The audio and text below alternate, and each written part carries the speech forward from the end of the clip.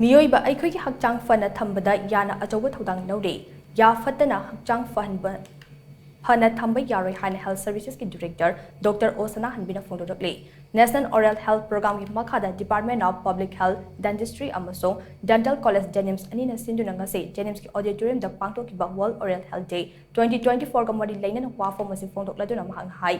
Tijang kaijang daba masam o faba kunai ama sembada Eikhoina chariba chinjak asige makhai yamna poli. Hakchang Phana lege hairabadi Hakchang manungda chinjakna changkhigadaba lambi asiso luna nana thambagi tangai fadaba lei.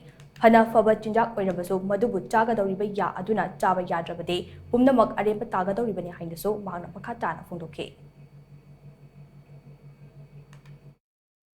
Hakchang si phanabagi damakta aigi body si ya nungaina ba phanabagi damakta sinya laisi akoi masa phaba darkar oyaba phana phaba chinjang oisunu balance diet oigera phana haubo oisunu aigi sin lai sina ya sina saiya dragadi karamaina aigi body si receive chawdoi ba asuki mating maru oi habasi khangnarakbadagi India government na National Oral Health Program haidana local abani NHM National Health Mission ki makhada local aibasi karigumba khara tawnabagi damaktani kasin goya yawnanabagi damaktani Thauram aduga mari lainana Jenims ki Director Professor Dr. L. Devena Hai mamang thakta maru oina ya satnabagi damak dentist singi manakta chanarami adum oinamak ngasidi tongan be hiram singi damak dentist ki manakta chanare chang naina dentist ki manakta chatuna oral hygiene maintain tawduna thambagi tangai fadaba kaya su lakli honglakliba matamgi awonba kaya asina maram oiraga ya satpa khaktagi chanaraba dentist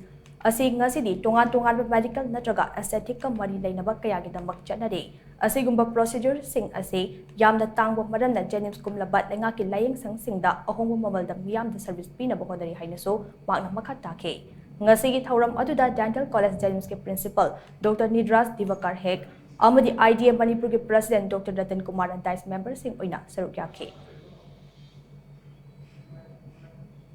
Whenever we brush, it should be at a 45 degree by using fluoride toothpaste as well as the soap brush. And then not only brushing blindly, some of the people, they used to brush without any toothpaste. It can damage our tooth as well as the gum. And sometimes they brush, but they never clean their tongue. No tongue cleaner. Without tongue cleaner also we can brush. By using brush, we can just clean our tongue. There also with the proper care, like that 2 times at least.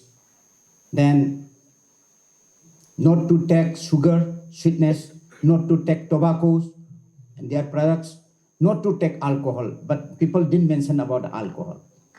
By taking this alcohol heavily, yes, it can lead to diabetes, heart diseases, many abnormal conditions of the body, but alcohol also should be included. In my mind, what I understand is that.